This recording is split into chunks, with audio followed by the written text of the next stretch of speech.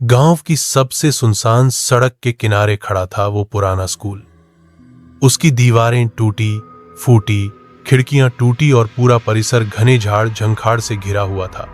उस स्कूल की दीवारों में ऐसा इतिहास था जिसे जानना किसी के बस की बात नहीं थी। 20 साल पहले उस स्कूल में आग लगी थी। पूरा स्कूल जल गया, लेकिन सबसे ज्यादा तबाही उस क्लासरूम में हुई जहां 32 बच्चे और उनकी शिक्षिका पढ़ाई कर रहे थे। गांव के लोग आज भी उस दिन की बात सोचकर कांप जाते हैं। मैं दीपांशु, एक डॉक्यूमेंट्री फिल्म मेकर, हमेशा से रहस्यमय जगहों और कहानियों में रुचि रखता था। जब मुझे पता चला कि ये स्कूल अभी भी अजीब तरह से हर गुरुवार रात खुलता है, तो मैंने ठाना कि मैं खुद जाकर देखूंगा। रात के 12 बजे मैं स्कूल के गेट पर खड़ा था। ठंडी हवा चल रही थी और आसमान में बादल छाए हुए थे। गेट खुला था, जैसे किसी ने मेरा इंतजार किया हो। जैसे ही मैंने अंदर कदम रखा, एक धीमी घंटी की आवाज गूंजी, ट्रिन ट्रिन ट्रिन। मैंने कैमरा चालू किया और अंदर घुसा। स्कूल के अंदर सन्नाटा था, पर जैसे ही मैं क्लासरूम के पास पहुंचा, वहां से आवाजें आने लगीं, बच्चों की हंसी, पढ़ाई की आवाजें। मैंने दरवाजा खोला और जो देखा वह मेरी सोच से बाहर था। 32 बच्चे बिल्कुल शांत अपनी जगह पर बैठे थे, बिना पलक झपकाए। सामने टीचर खड़ी थी। उसका चेहरा पूरी तरह जला हुआ था, लेकिन उसकी आवाज में एक अजीब सी नरमी थी। आज हम अधूरी क्लास पूरी करेंगे, उसने कहा। जैसे ही टीचर ने कहा, आज हम अधूरी क्लास पूरी करेंगे, बच्चों की आंखों में एक अजीब चमक सी आ गई। उनकी नजरें सीधे मेरी तरफ थीं। मैं समझ नहीं पा रहा था कि वो मुझे देख रहे हैं या मेरे अंदर की कोई चीज। मेरे कदम ठिठक गए, लेकिन मैं पीछे हट नहीं सका। कैमरा चलाते हुए मैंने धीरे से पूछा, क्या तुम लोग सच में जिंदा हो? टीचर ने एक खौफनाक हंसी के साथ जवाब दिया, यहां मौत भी नहीं आती और जिंदगी यहां बसती है। अचानक कमरे का तापमान गिरने लगा और ठंडी हवा ने मेरी हड्डियों तक कंपी भेज दी। मैंने चारों ओर देखा, लेकिन कोई और नहीं था। तुम क्यों यहां हो? एक बच्ची ने धीरे से कहा, लेकिन उसकी आवाज मानो दीवारों में गूंज रही हो। मैं बस सच जानना चाहता हूं, मैंने कहा। टीचर की आवाज गंभीर हो गई। सच जानना हर किसी के बस की बात नहीं। कभी कभी सच्चाई इतनी डरावनी होती है कि वो तुम्हें निगल जाती है। तभी एक भारी धक्का लगा और मैं फर्श पर गिर पड़ा। जब मैं उठा तो देखा कि बच्चों की जगह धीरे धीरे धुंधलाने लगी थी। एक एक कर वे फादर के समान परछाइयों में बदल गए, और फिर जैसे ही बच्चे धुंधली परछाइयों में बदलने लगे, कमरे में एक घुटन सी छा गई। मैं सांस रोककर खड़ा था। दिल की धड़कन कानों में गूंज रही थी। कैमरा हिल रहा था, मेरी हिम्मत भी डगमगा रही थी। तभी उस जली हुई टीचर ने धीमी आवाज में कहा, अब तुम भी हमारे साथ हो, तुम्हें भी यहां रहने की जरूरत है। मेरी आंखों के सामने सब कुछ घूमने लगा। मैं भागने की कोशिश करने लगा, लेकिन दरवाजा खुद बंद हो गया। मेरी चीखें पूरे स्कूल में गूंजने लगीं। कमरे के कोने में एक पुरानी लाल किताब पड़ी थी। जैसे ही मेरी नजर उस पर पड़ी, एक आवाज आई, पढ़ो और जानो सच। हाथ कांपते हुए मैंने किताब खोली। उसमें उस दिन की कहानी लिखी हुई थी जब आग लगी थी, लेकिन असली सच तो किताब के आखिरी पन्नों में छुपा था। मैंने पढ़ना शुरू किया और जैसे जैसे मैं आगे बढ़ा, मेरे सामने एक ऐसा सच खुला जो मेरे होश उड़ा देने वाला था। किताब के आखिरी पन्नों पर लिखा था कि उस दिन स्कूल में आग लगने के पीछे कोई हादसा नहीं था। वो एक राक्षसी आत्मा की साजिश थी जो अपने बदले की आग लेकर आई थी। उस आत्मा का नाम था राधा, जो उस स्कूल की पूर्व शिक्षिका थी। कई साल पहले उसने बच्चों के साथ अन्याय किया था और गांव वालों ने उसे निकाल दिया था, लेकिन उसने बदला लेने का ठाना। राधा ने अपनी आत्मा को इस स्कूल में कैद कर दिया था। हर गुरुवार की रात वह अपनी अधूरी क्लास को पूरा करने आती है। जो भी उस क्लासरूम में जाता है वो आत्मा बन जाता है। तभी से 32 बच्चे और वो टीचर सब वहीं फंसे हुए हैं। और अब मैं भी। जैसे ही मैंने ये पढ़ा, दरवाजे से जोर से एक धक्का लगा। तुम्हें अब यहां रहना होगा, आवाज फिर गूंजी। मैंने भागने की कोशिश की, लेकिन दरवाजा बंद था। मेरी आंखों के सामने वो जल चुकी टीचर फिर से खड़ी थी और उसके पीछे बच्चे। उनकी आंखें लाल हो चुकी थीं और उनकी आवाज मेरे कानों में गूंज रही थी, अधूरी क्लास पूरी करो या हमेशा यहां फंस जाओ। दरवाजे के पीछे से लगातार धक्का आता रहा, लेकिन वो नहीं खुला। मैं फंसा हुआ था उस कमरे में, जहां अब सिर्फ मेरा और उनकी मौजूदगी का एहसास था। टीचर का जलता चेहरा मेरे सामने था और बच्चों की लाल आंखें मुझ पर टिकी थीं। उनका स्वर ठंडा और खौफनाक था। अब तुम्हें हमारी क्लास पूरी करनी होगी। मैंने घबराकर पूछा, क्लास पूरी करनी? इसका मतलब क्या है? टीचर ने धीमे से कहा, तुम्हें उस अधूरी पढ़ाई को पूरा करना होगा जो हम बीच में छोड़ गए थे, नहीं तो तुम्हारा भी यही अंत होगा। मेरे सामने एक पुरानी कॉपी रखी गई, पन्ने जंग लगे हुए थे और लिखा था, अधूरी क्लास की आखिरी परीक्षा। मैंने कॉपी खोली तो वहां ऐसी बातें लिखी थीं जो किसी मानव के समझ से बाहर थीं। प्रश्न पूछे गए थे जो मानवीय सोच को चुनौती देते थे। जैसे जैसे मैं पढ़ता गया, मुझे समझ आया कि ये कोई साधारण क्लास नहीं थी, ये एक जादुई और खतरनाक परीक्षा थी। क्लासरूम में हवा घनी हो गई और बच्चे धीरे धीरे मेरे चारों ओर आने लगे। उनकी आवाज़ें अब तेज हो रही थीं, एक डरावना गीत जो मुझे पागल कर देने वाला था। मेरे अंदर डर और हिम्मत का संग्राम शुरू हो गया। क्या मैं इस परीक्षा को पूरा कर पाऊंगा या मैं भी इन अधूरी आत्माओं की तरह यहां फंस जाऊंगा? मेरी सांस तेज हो रही थी, हाथ कांप रहे थे, लेकिन कॉपी को मैं छोड़ नहीं पा रहा था। हर पन्ने पर जो लिखा था वह जैसे मेरी रूह में समा रहा था। पहला सवाल। बच्चों की आवाज गूंज उठी, तुम्हें बताना होगा कि सच और झूठ में फर्क कैसे करते हैं। मैंने जवाब दिया, सच वह होता है जो वक्त और परिस्थितियों के सामने टिकता है, झूठ अस्थायी होता है। टीचर ने सिर हिलाया, सही, लेकिन यह परीक्षा आसान नहीं होगी। जैसे ही मैं अगला सवाल पढ़ने लगा, हवा में ठंडी ठंडी सिहरन दौड़ गई, कमरे का तापमान गिरने लगा और दीवारों पर पुराने बच्चों की तस्वीरें टिमटिमाने लगी। अगला सवाल, बच्चा बोला, क्या तुम अपने डर का सामना कर सकते हो? मेरे मन में डर की लहर दौड़ी, लेकिन मैंने कहा, हाँ, डर को पहचान कर उससे लड़ना ही साहस है। वहां उस कॉपी और बच्चों के बीच मैं खुद को कसकर पकड़ रहा था, पर अभी परीक्षा खत्म नहीं हुई थी। कभी कभी मैंने महसूस किया कि किसी की नजरें मेरी पीठ पर टिक गई हैं और वह कोई मानव नहीं था। कॉपी के सवाल हर बार और मुश्किल होते जा रहे थे। मेरे दिमाग में उठने वाले सवालों के जवाब उस रहस्यमय क्लासरूम के लिए मेरी परीक्षा बन चुके थे। हर सवाल के साथ बच्चे और टीचर मेरे इर्द गिर्द घूमने लगे। उनकी मौजूदगी इतनी गहराई तक महसूस हो रही थी कि मेरी हिम्मत टूटने लगी। आखिरी सवाल, टीचर ने धीमे से कहा, क्या तुम अपनी आत्मा हमें दे सकते हो ताकि हम अपनी अधूरी क्लास पूरी कर सकें? मेरी रूह कांप गई। इस सवाल का जवाब मेरी जिंदगी का फैसला करने वाला था। मैंने कॉपी बंद कर दी और जोर से चिल्लाया, मैं यहां से जाऊंगा। पर अचानक क्लासरूम का दरवाजा खुल गया। बाहर का ठंडा हवादार सांस मेरी तरफ आई। मैंने देखा कि स्कूल का मुख्य दरवाजा खुला था।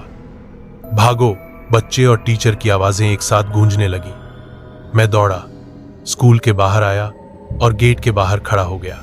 पीछे मुड़कर देखा तो क्लासरूम के अंदर सब कुछ फिर से सामान्य लग रहा था, पर मेरी रूह अब भी थरथरा रही थी। स्कूल से बाहर आने के बाद भी मेरी सांसें थम नहीं रही थीं, लेकिन मेरा दिल कुछ कह रहा था।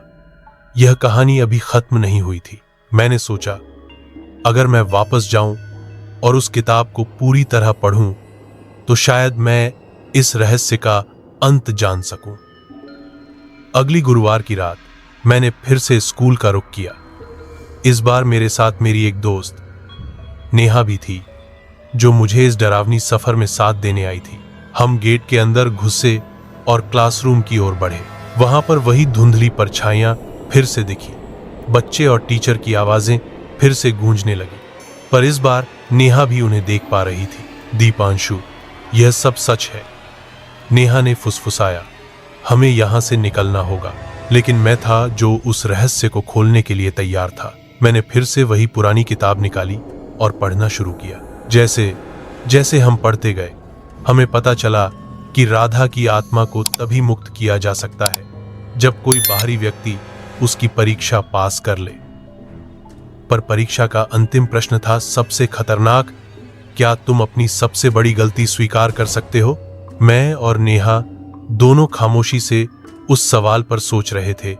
क्या तुम अपनी सबसे बड़ी गलती स्वीकार कर सकते हो? मेरे मन में अजीब सी बेचैनी थी। मैं जानता था कि इस सवाल का जवाब मेरी आत्मा की कीमत तय करेगा। मेरी जिंदगी की सबसे बड़ी गलती क्या थी? शायद वो मौका जब मैंने अपने बचपन के दोस्त की मदद नहीं की थी, या वो दिन जब मैंने अपने अहंकार में घुटकर अपने परिवार से दूर हो गया था। मैंने धीरे धीरे कहा, मैं अपनी सबसे बड़ी गलती स्वीकार करता हूं। मैंने अपने अहंकार के चलते अपनों को दर्द दिया। मैं इसके लिए माफी मांगता हूं। टीचर की जली हुई आंखों में एक अजीब सी चमक आई। बच्चे एक एक कर मुस्कुराने लगे। कमरे की हवा अचानक हल्की हो गई और धुंध धीरे धीरे गायब होने लगी। राधा की आत्मा सामने आई। वह अब कठोर नहीं थी बल्कि शांति में थी। उसने कहा, तुमने सच में अपना दिल दिखाया है। मैं मुक्त हूं। स्कूल की दीवारें चमक उठीं और एक हल्की रोशनी ने पूरे कमरे को भर दिया। मैं और नेहा राहत के साथ स्कूल से बाहर निकले। उस रात से वह पुराना स्कूल बंद हो गया और गांव वाले कहते हैं कि अब वहां कोई भूत प्रेत नहीं रहता। लेकिन मैं जानता हूं, अधूरी क्लास की कहानी और उसकी परीक्षा मेरी जिंदगी की सबसे बड़ी सच्चाई बन गई। स्कूल के पुराने गेट पर हम दोनों खड़े थे। रात का अंधेरा चारों तरफ घना था और हवा में एक अजीब सी ठंडक थी जो हड्डियों तक उतर जाती थी। नेहा, क्या तुम सच में वापस आना चाहती हो? मैंने सवाल किया। वो घबराई हुई थी लेकिन उसकी आवाज में हिम्मत थी। हमें इस रहस्य को खत्म करना होगा दीपांशु, या फिर ये अधूरी क्लास हमारे पीछे पीछे चलती रहेगी। हमने अपने कैमरे, टॉर्च और वो पुरानी किताब साथ ली। जैसे ही हम अंदर दाखिल हुए, स्कूल की खिड़कियां आपस में बजने लगी। क्लासरूम के दरवाजे के सामने एक नई सील लगी थी, जैसे कोई चाहता हो कि कोई अंदर न जाए। पर हमने हार नहीं मानी। दरवाजा खोला और अंदर कदम रखा। कमरे में घुसते ही हमें फिर वही आवाजें सुनाई दी। बच्चे हंस रहे थे, टीचर गुनगुना रही थी, पर इस बार उनके चेहरे और भी डरावने लग रहे थे। स्वागत है तुम्हारा, टीचर ने कहा। तुम्हारी परीक्षा अभी बाकी है। कमरे में घुसते ही हमें महसूस हुआ कि इस बार सब कुछ पहले से भी ज्यादा भयानक और भारी है।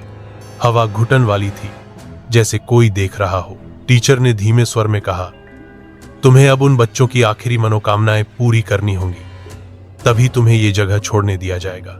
मैंने नेहा से घबराकर पूछा, ये मनोकामनाएं क्या है? वो चीजें जो वे मरने से पहले चाहते थे पर पूरी ना हो सकी। अगर हम ये पूरी करेंगे तो शायद हम आजाद हो जाएंगे, नेहा ने जवाब दिया। हमने देखा, क्लासरूम के एक कोने में पुरानी तस्वीरें टंगी थीं। हर बच्चे की एक एक तस्वीर के नीचे उसकी इच्छा लिखी हुई थी। मेरी सबसे बड़ी इच्छा है कि मैं अपने घर वापस जाऊं। मैं चाहता था कि मेरी मां को माफी मांग सकूं।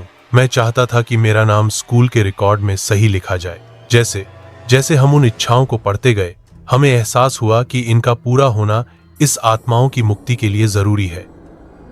लेकिन ये इतनी आसान नहीं थी। हर इच्छा पूरी करना खतरे से भरा था, क्योंकि इस जगह की शक्तियां हमसे लड़ रही थी। हमने एक एक कर बच्चों की इच्छाओं को पूरा करने का फैसला किया। पहली तस्वीर के नीचे लिखा था, मैं अपने घर वापस जाना चाहता हूं। हमने उस बच्चे की कहानी जाननी शुरू की। पता चला वह गांव के बाहर एक छोटे से घर में रहता था जो अब वीरान हो चुका था। रात को हमने उस घर की ओर कदम बढ़ाए। जैसे ही हम घर के करीब पहुंचे, हवा तेज होने लगी और दरवाजे से अजीब आवाजें आने लगी। घर के अंदर घुसते ही पुराने फर्नीचर पर धूल जमी थी और दीवारों पर खून के निशान थे। मैंने एक पुरानी लाठी उठाई और धीरे धीरे कमरे के अंदर कदम रखा। तभी अचानक से एक ठंडी हवा का झोंका आया और मैंने किसी के फुसफुसाने की आवाज सुनी, धन्यवाद। वहीं पर उस बच्चे की आत्मा हमें दिखी जो मुस्कुरा रहा था और उसकी आंखों में शांति थी। अब मेरी इच्छा पूरी हो गई है, मैं जा सकता हूं, उसने कहा और धीरे धीरे गायब हो गया। नेहा ने मेरा हाथ कसकर पकड़ लिया। दीपांशु, अभी भी रास्ता आसान नहीं है और इच्छाएं बाकी हैं। हमने अगली तस्वीर की तरफ देखा। और एक नई चुनौती के लिए तैयार हो गए। हम अगली तस्वीर के पास गए जिस पर लिखा था, मैं चाहता हूं कि मेरी मां से माफी मांग सकूं। उस बच्चे का नाम अमित था। उसने अपनी मां से कभी सही तरीके से बात नहीं की थी और मरते समय उसका दिल टूट गया था। हमने सोचा कि कैसे माफी मांगना संभव हो सकता है जब वो बच्चा अब इस दुनिया में नहीं था। तभी कमरे की दीवारों पर चित्र उभरने लगे। एक महिला की तस्वीर दिखाई दी जो रो रही थी। नेहा ने महसूस किया कि वह अमित की मां की आत्मा हो सकती है। हमने अपने दिल की पूरी ताकत लगाई और कहा, अमित की मां, कृपया उसे माफ कर दे, उसने जानबूझकर नहीं किया था। धीरे धीरे उस महिला की तस्वीर से उजाला फैलने लगा और एक शांति की लहर कमरे में आई। धन्यवाद, एक मीठी आवाज गूंज उठी। अमित की आत्मा भी हमें धन्यवाद कहते हुए गायब हो गई। कमरा फिर से शांत हो गया, पर हमने देखा कि अभी भी कई इच्छाएं पूरी करनी थी। अगली तस्वीर पर लिखा था, मैं चाहता था कि मेरा नाम स्कूल के रिकॉर्ड में सही लिखा जाए। हमने उस बच्चे के बारे में जानकारी जुटाई जिसका नाम राहुल था। स्कूल के पुराने रिकॉर्ड्स में उसका नाम गलत लिखा गया था, जिससे वह हमेशा दुखी रहता था। हमने स्कूल के ऑफिसर से बात करने की ठानी, लेकिन जब हम स्कूल के रिकॉर्ड रूम पहुंचे तो सब कुछ धुंधला और धूसर नजर आया।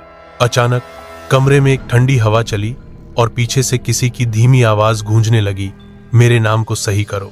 हम घबराए लेकिन हिम्मत नहीं हारी। मैंने रिकॉर्ड्स को देखा और राहुल का नाम सही कर दिया। तभी कमरे में एक तेज चमक हुई और राहुल की आत्मा खुश होकर मुस्कुराई। उसने कहा, अब मेरी इच्छा पूरी हुई, धन्यवाद। कमरे की हवा हल्की और शांति भरी हो गई, लेकिन अभी भी कई इच्छाएं बाकी थीं और हर इच्छा के साथ खतरा भी बढ़ रहा था। जैसे जैसे हम बच्चों की इच्छाओं को पूरा करते गए, क्लासरूम का माहौल धीरे धीरे बदलने लगा। पहले जहां कड़कती हुई ठंडी हवा और स्याह धुंध थी, अब वहां एक हल्की सुखद रोशनी फैलने लगी थी। बच्चों की आत्माएं अब शांति की ओर बढ़ रही थीं। हर आत्मा जो मुक्त होती, वह एक एक कर आशीर्वाद देती, जैसे हम पर उनके बोझ का बोझ कम हो रहा हो। लेकिन आखिरी इच्छा सबसे कठिन थी राधा की। राधा की इच्छा थी कि उसे उसकी मौत का सच पता चले और उसे न्याय मिले। मैंने और नेहा ने उस दिन की घटना की तहकीकात शुरू की। पता चला कि राधा की मौत स्कूल के ही एक शिक्षक की गलती से हुई थी, जिसे सबने छुपा दिया था। हमने सच सामने लाने की ठानी। जब हमने स्कूल में उस शिक्षक का नाम उजागर किया और पुलिस को सूचना दी, तो क्लासरूम की सारी परछाइयां अचानक से हल्की पड़ गईं। राधा की आत्मा हमारे सामने आई। उसकी आंखों में अब गुस्सा नहीं, बल्कि शांति थी। उसने धीरे से कहा, अब मैं आजाद हूं। फिर धीरे धीरे क्लासरूम की दीवारें, बच्चे, टीचर सब गायब हो गए। हम बाहर आए और पहली बार महसूस किया कि हम सचमुच आजाद थे। वह स्कूल अब खाली था और गांव में एक नई उम्मीद की हवा चली।